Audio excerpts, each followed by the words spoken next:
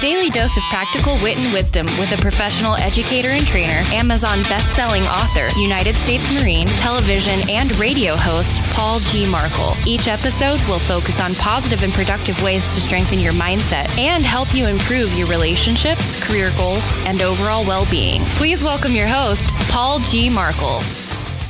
Hello and welcome back to Morning Mindset. I am your host, Paul Markel. Thank you for joining me yet again. And good morning, good afternoon, or good evening, depending on when it is you happen to be listening to this. That is the beauty of on-demand audio. You can listen anytime you want. Matter of fact, you can listen in the morning and come back and listen in the afternoon. I will let you. You are allowed. All right. On this journey that I call life, I've had many experiences, many positive experiences. And one of the most positive experiences I had as a business owner or a budding entrepreneur was to be handed a copy of a book called Dave's Way by Dave Thomas. And many of you are like, oh, Dave Thomas, the guy who founded Wendy's. Yes, the guy who founded Wendy's. And sadly, Dave left us. He passed away, left his legacy behind. And many young folks today, kids that are teenagers and earlier, they don't know who Dave Thomas is or was. But Dave Thomas was a guy who was very influential in the restaurant business in the 1960s, 70s, and 80s, and even in the 90s.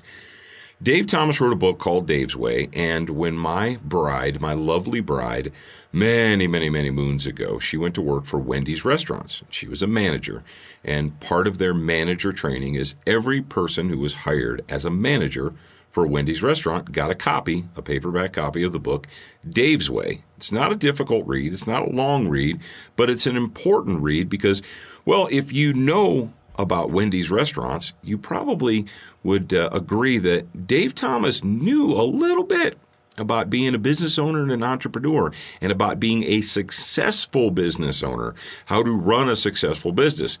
When someone does it, you might want to pay attention when they tell you how they did it. So my beloved bride, she read the book, Dave's Way, and then she passed it on to me, and she said, Paul, you really should read this book. And I did, and I'm glad that I did that. Now, there's a lot of good anecdotes and useful information in the book Dave's Way. And by the way, you can find the book Dave's Way on Amazon or eBay, or you can find it online, and it's ridiculously inexpensive. The information in that book is way more valuable than you'll pay for it. I mean, you may pay, 99 cents, $1, $2, $3, $4, whatever it costs you to find a copy of the book Dave's Way by Dave Thomas. I suggest that you pick it up, especially if you are an entrepreneur, if you're a small business owner, or if you're thinking about becoming a small business owner. Even if you're not, even if you're just a manager who runs a business, whether it's a restaurant or what have you. But one of the things that Dave liked to say to people, or the answer he liked to give when people would say, Dave, why are Wendy's hamburger patties square?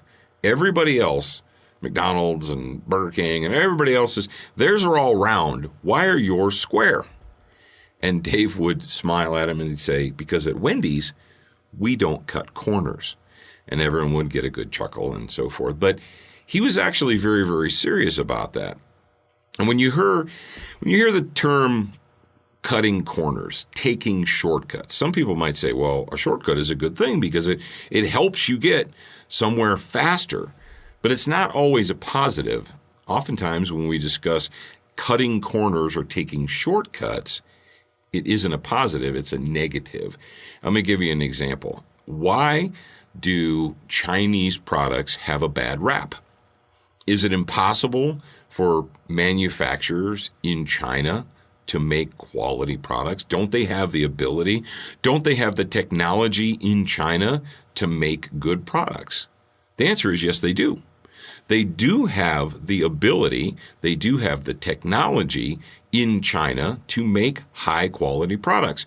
Then why is it that, quote, made in China has the pejorative? Because a lot of people say, well, if it's made in China, it's crap. Because quite often what they will do is they will take shortcuts and they will cut corners.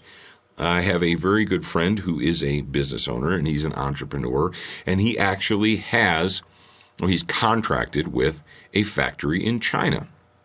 And being in the shooting sports outdoor industry like I am, many people who have businesses will try and farm out their manufacturing or portions of their manufacturing, especially if it's in textiles or so forth or molding, to China. And they're like, oh man, I can get this thing made in China and it'll cost me a fraction of what I would have to, spend in the United States, and it's just as good. It's the same thing. Here's the problem. What they will do is they will go to China and they will say to whichever, whoever the company owner is or what have you, they'll produce a product and they'll say, I need this product replicated. I need 10,000 of these, 20,000, 100,000, whatever. And I need to see the final product. And so they'll say, okay, they'll take the specs, they'll take the specifications from the designer, from the manufacturer, and they'll produce them and they'll show them to the company owner. And they say, yes, this is exactly what I want. Make it like this. Make me 10,000. The problem is in China is if you or a representative from your company is not there at the factory, at the facility where they're making these, let's say they're using X type of thread, X type of material, buttons, snaps, so on and so forth. And the original models are exactly up to your spec. What will happen is it will do the first production run. It's exactly to your spec. You're all happy. Then you leave and go away and you say, okay, that's great. Just keep doing that. And then what do? They begin to take shortcuts. They begin to cut corners. Anyone who's ever purchased any type of outdoor recreational gear that is cloth or stitched, you should know that cross-stitching and double-stitching is what you need. Because if your pack, if your vest, if your whatever is not double-stitched or cross-stitched, or, for instance, buttons. How many of you ever purchased a shirt that was made in China and the buttons fall off? And you're like, this is ridiculous. This is a brand new shirt, and I'm having to re-stitch all the buttons onto this shirt. That doesn't make any sense at all. I am not a happy camper. Do you know why that happened? Well, it's quite simple. That happened because originally they made it to specification. Then they started cutting corners. Then they started taking shortcuts. And what they ended up with was an inferior product. Buttons that fall off, stitching that comes apart, even though the original one may have been good. So where are you in your career goals? Where are you in your work goals? Where are you in your desire to either be an entrepreneur or a small business owner or what have you? It's easy to cut corners. But what happens when you cut corners? What happens when you take shortcuts? You get the reputation of being cheap. Do you want the made in China cheap crap reputation? And I understand that you can make things to spec. You can make good products in China, but many of them are not. And why is that? It's as simple as this.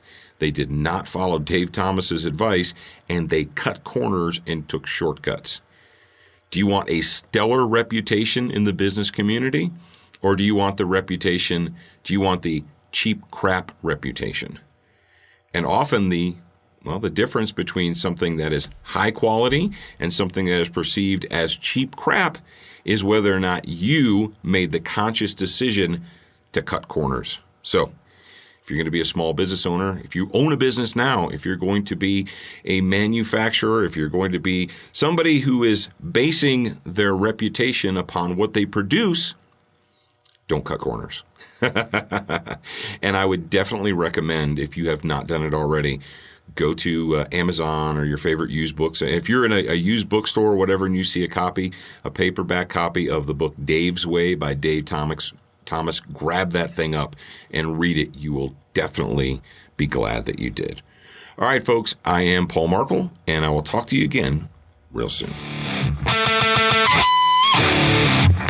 Thank you for spending time with us today. To get show notes, submit a topic request, and for more from your host, Paul G. Markel, visit morningmindsetpodcast.com. That's morningmindsetpodcast.com. podcast.com. Please leave a review for this podcast on your favorite podcast player. We appreciate your time and effort, and we look forward to reading your honest feedback.